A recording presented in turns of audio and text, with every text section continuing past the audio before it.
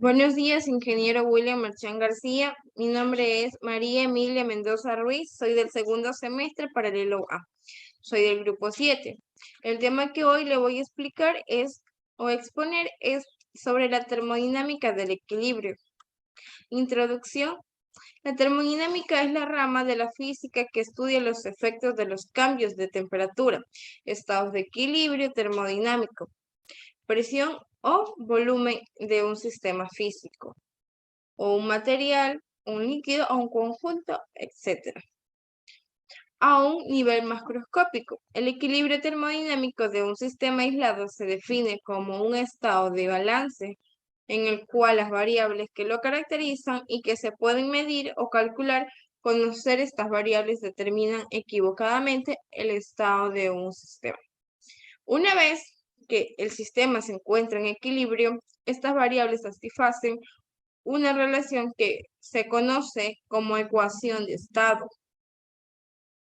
El objetivo general es conocer el estudio de la termodinámica del equilibrio sobre los fundamentos, principios básicos, aplicación de la primera y segunda ley de la termodinámica, etc.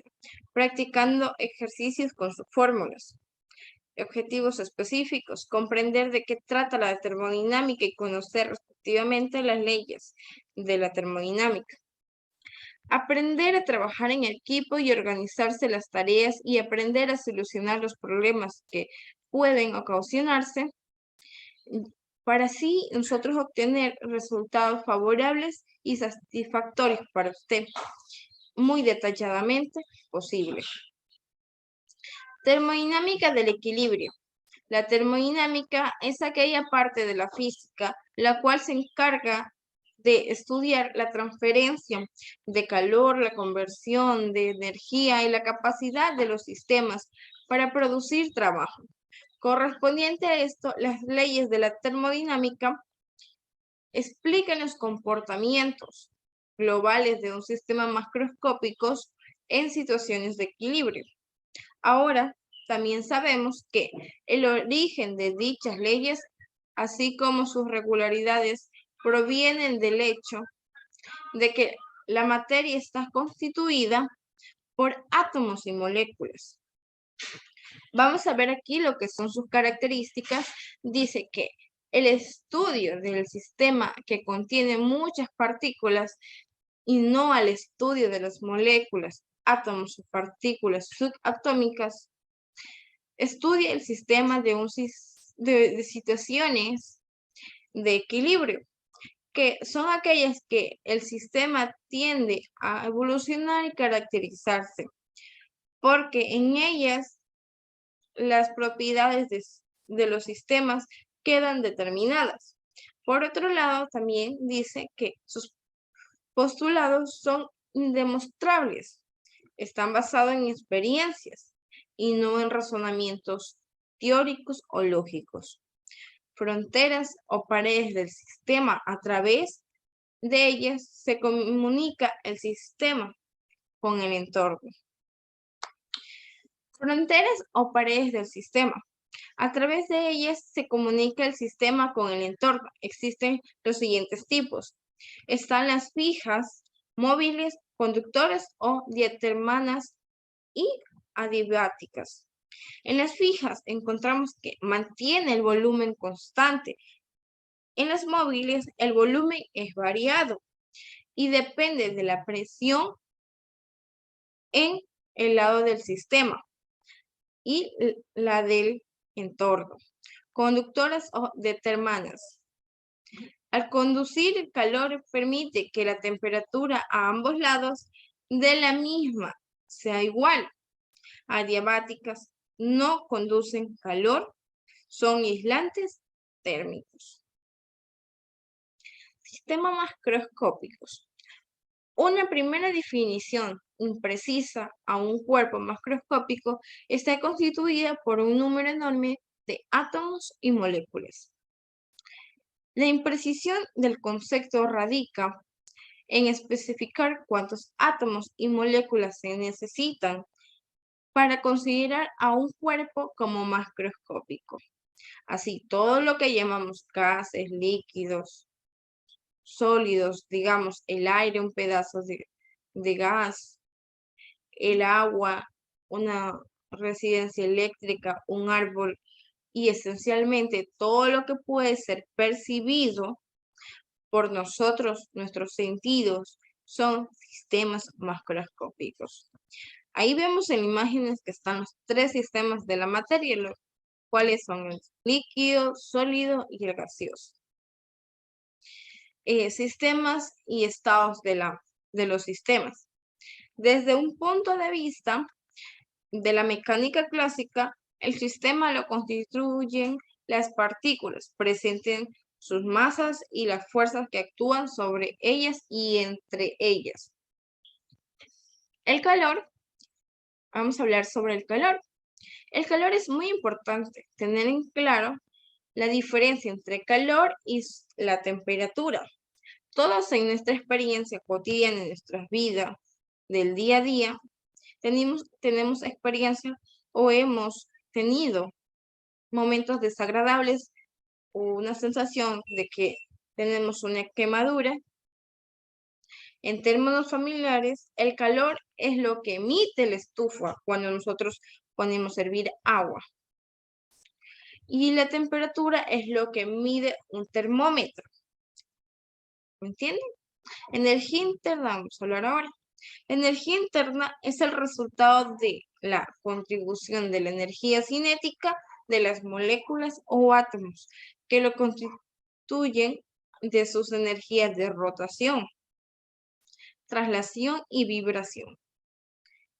Además de la energía potencial intermolecular, debidas a las fuerzas de tipo de gravitatoria, electromagnético y nuclear.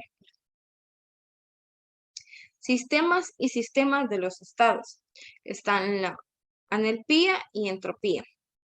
La entalpía es la cantidad de calor de un sistema termodinámico, libera y absorbe el entorno que lo rodea.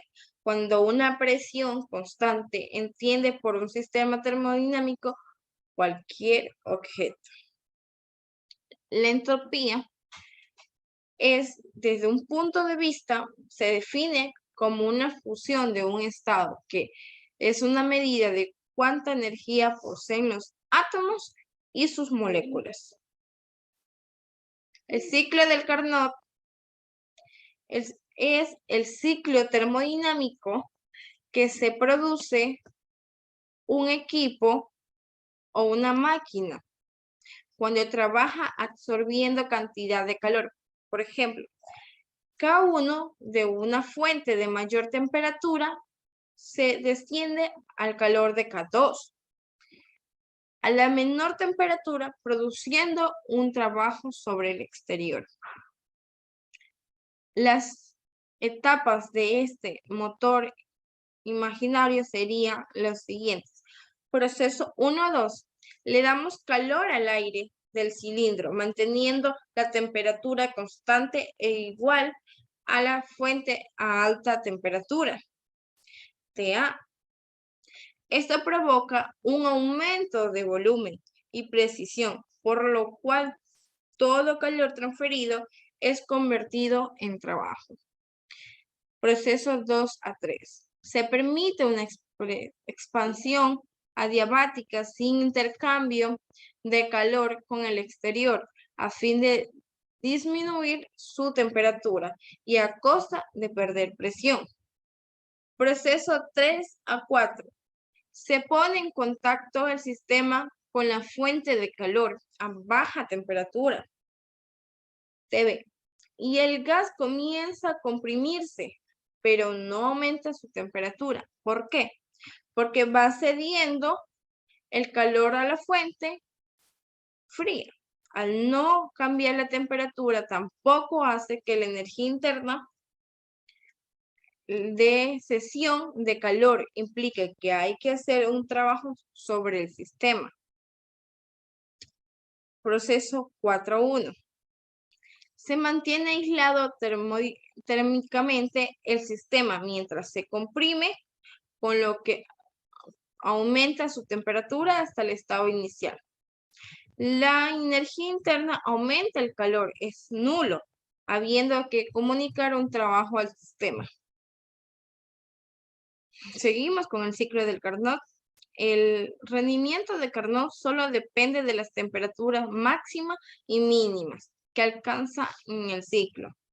El rendimiento es alto, tanto mayor o más elevada es la temperatura alta y cuando menor es la temperatura baja. Estas consecuencias permiten al físico corroborar por qué las máquinas de vapor tenían más rendimiento. Cuanto mayor temperatura alcanzaron, mejorando su funcionamiento. En Francia, con el uso del carbón en lugar de la leña. Además, Carnot anunció otros dos principios, que son: no existe ninguna máquina que genere trabajo de forma continua si solo le damos energía calorífica y no refrigeramos. El otro es: no puede existir una máquina térmica que funcionando entre dos temperaturas tenga mayor rendimiento que una del Carnot. Pues ahora le voy a dar la conclusión. Ahora que hemos visto en lo anterior cómo se encarga la termodinámica, que es la parte de la física que se responsabiliza de estudiar todos los fenómenos que existen o tienen que ver con el calor, se confía en estudiar la transferencia de calor y la conversión de energía. Gracias a todo lo anterior podemos interpretar que la conversión de energía y la capacidad de los sistemas para producir trabajo corresponden a las leyes de la termodinámica, explicando los comportamientos globales de los sistemas. Muchas gracias y disculpe cualquier inconveniente. Gracias.